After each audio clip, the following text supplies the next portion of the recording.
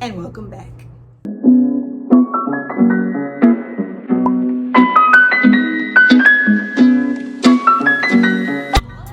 Hello everybody, I hope everyone is having a fantastic day today.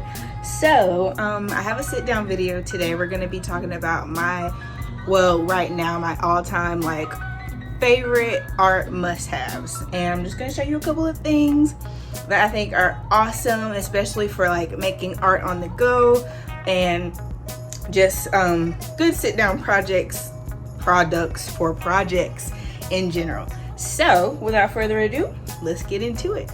Okay, first, so we're gonna go from obvious to least obvious good art supplies to have. So of course you're gonna need yourself a good old sketchbook. So these two are just some that I used last semester for school. As you can see, I always decorate my notebooks and stuff. So this one has just my studio design, and then this one is for two-dimensional design. And I fill these up for the most part just with in-school assignments. But the significance of the sketchbooks is that these are really good quality paper. Our teacher told us to get mixed media, but I wanted to make sure it was good, not the thin, annoying mixed media paper. And these are from Strathmore. As you can see on the, don't need to see that. The inside right there says Strathmore. And this paper is just so thick, so good. There's nothing that you can put in here that's gonna bleed through onto the next page. Okay, well that's a lie. I use an industrial Sharpie for this little assignment that I did, and as you can see, it's very much so gone to the other page. But it was a cheap dollar store Jot permanent marker, and that's the only thing that bled through. But yeah, make sure you get one that can withstand glue, marker, even paint. Let me see if I can find a quick little painting I did really quick, because that is important. Here, this one is a stamping exercise I did, and I just moved the whole camera, but it's a stamping exercise, and that's some paint. I don't know if y'all saw that, but a bunch of stuff just flew out of here. Anyways, but yeah, here's another painting I did on Halloween, and that one did really good, and it didn't mess up the other page. Comment if y'all want to see some sketchbook tours. You're probably gonna see one anyway, but yeah, first thing, get you a good sketchbook. All right, next thing, now you need some good black ink, good quality pens. And I kind of said this in my last video, but Faber-Castell Pitt Artist Pens, these are the best. Okay, that's exactly what they say on there. This one is the chisel tip. That's what the SC stands for. You can't really see it that good, but it's a chisel tip. They come in so many different thicknesses. This is just the fine tip one. You can't even see how little that is. That's how precise you can get with these pens. And the ink is blacker than black. It is the richest black ink. I'll probably put a picture up of something I've done. I use these for everything, but they are to die for. There's no other. I've tried Micron, and Micron, they dry out way too quickly, and I don't like them. Faber-Castell is the move, and they're cheap. Even when you have to buy them individually, they're still cheap. They're gonna cost you $1.50, and then like I said, if you go to Michael's, they always have a coupon so you can get it half off. So get you some of those if you do a lot of ink drawing, a lot of, even for sketches, it gives you a really good crisp black line. But and I really like stippling. I'm all over the place, but they're really good for stippling because the ink is just so dark, and even when it dries, it's still just as dark. So get you some Faber-Castell Pitt Artist Pens, please and thank you.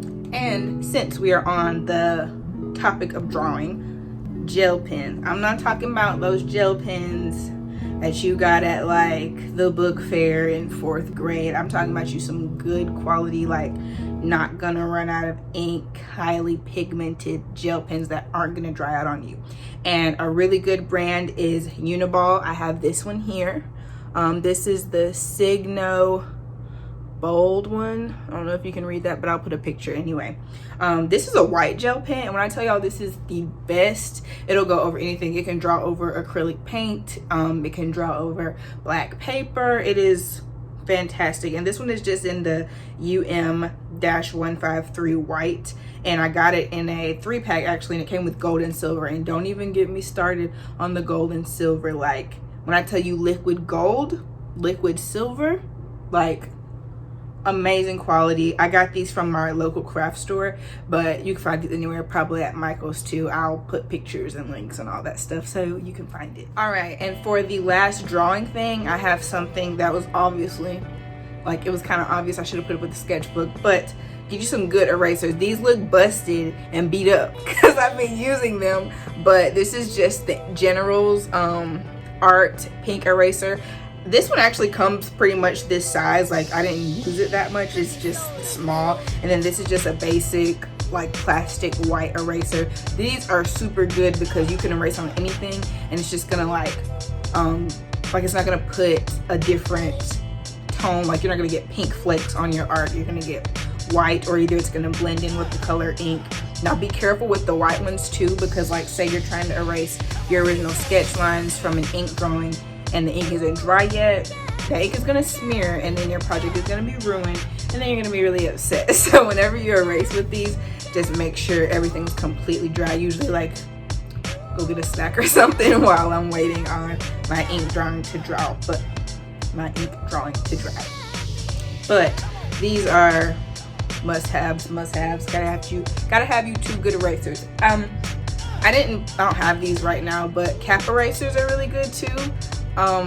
The erasing quality is not that good, but if you need to get like in these really tiny areas, a cap eraser is really good because they have that point. And then I'm pretty sure there's an electric one that you can get from Tombow that's white, and it's really good quality. I personally don't have one, but I see a lot of artists using those. I've used one before, and super good.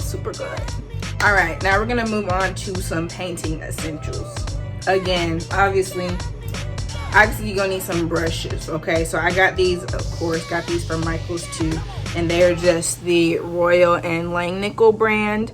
I just got the square one. I mean, of course I have a bunch of brushes, but I use these the most. The square one, the round tip, and then the really fine one that I'm telling you, when this thing gets like painted up and watered up, it's pointy, precise, amazing.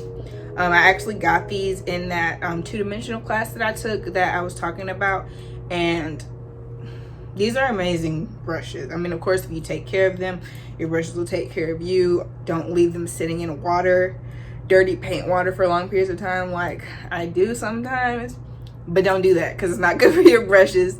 Always take them out, dry them out, and lay them flat, because if you leave them pointing up, the water will like drip in here and like make the glue that's holding the brush hairs in, it'll weaken it, and then your brushes will be looking ghetto. You don't want that. So take care of your brushes, get you some good ones that are gonna last you. Again, I got these from Michael's. I'll try to insert a picture or link it in the description box. Get you some good brushes, a variety of good brushes. Next, we got the good old painter's knife. This is from one of my favorite brands, another one, Liquitex. Liquitex has awesome paints, but this is their like small painter's knife. I usually try not to like squirt out a bunch of paint at once, so I got the little one, and you just, you know, rake it up. I'll try to demonstrate how to like mix some paint so you know, because when I was learning how to use this in my 2D class, I was like, this doesn't make any sense. Like, for some reason I couldn't like press and scrape and mix. I was like trying to do some crazy stuff, but once I learned how to use this bad boy, your colors will be mixed to the max. Like, you don't have to worry about some of the blue not mixing in with the yellow, and then you get closer to the bottom and then the colors are still separated. Like, no, this bad boy will have your colors together. And I know I'm very late to the game. I've been painting a while and I'm just now learning how to use this, but you know what they say, better late than never. Get you a painter's knife. Okay, so this next item I have is kind of a 2-in-1 actually. So I'm gonna do okay, I'm not gonna make this difficult. This is another really, really cool art tool. It's by Royal and Langnickel. It is a mini watercolor traveling kit. Y'all, I saw this at Walmart, okay? And when I found it, can I tell you how excited I was? Because first of all, I like Royal and Langnickel products anyway. Like, they're really good quality yet cheap, like, art supply carrier. Look at this. It looks kind of raggedy now because I've used it, but all these colors that you get, and when I tell you the quality, the pigmentation, I'll put some pictures and some stuff that I made with this. Amazing. You can even see how vibrant the colors are just in the palette, but when you use them, stop. And then it comes with, number one, a little sponge to like soak up excess water and just, you know, be a convenience here for your artistic greatness. But it also comes with one of these super dope brushes, the kind that you unscrew. There's water in here, so I'm not gonna do it, but you unscrew this, fill it up with water, and it refills you. Let me see. I don't want to like spill a bunch of water everywhere. I'm pushing, I'm squeezing it, and it like, oh, you saw what it does. But imagine that there's paints and you're trying to paint, and then your brush is just rejuvenated. You don't need a bunch of cups of water with you to paint now. All you need, well, I always bring a paper towel because I don't want to get this dirty, like it's too pretty. But like, it gives you everything you need. You don't need to bring a cup with you. You just, all your watercolor painting things are all this tiny little set. And like, you see how small it is, right? Like, this is my hand. I'm a girl with a small hand, and this is it. Like, it's so convenient. It was, I want to say, like, no more than $11. I don't think it was, but I use it so often, so it was a great deal. And you need one of these if you like to paint. You can go, I mean, I know Rona got everything like shut down, but the stuff that is open, you put your mask on and you go inside and you create with this. This is amazing. Like, hands down, one of the best inventions. I'm pretty sure there are other brands too. I just have the cheap one from Walmart, and it works amazing. All right, and last but certainly not least, I don't even know what made me think of this. So I was out thrifting one day, right? And I was looking at the bags because I was looking at some cool stuff that I might be able to like recustomize and make amazing. And I stumble across this. Now, this is also very small, compact. It's like the size of a lunchbox. Look at this. Look at this. All this storage. I'm going to put a close-up clip in. But yeah, as I was saying, there's so much room for everything in here. I have mini art pads, paint brushes, every kind of pen, marker, gel pen. There's just so much space in here to put everything. So no matter what you're in the mood to create, you already have it with you in this type of high storage bag. So you need to get you one of these so you can do whatever you want, wherever you want, whenever you want, period.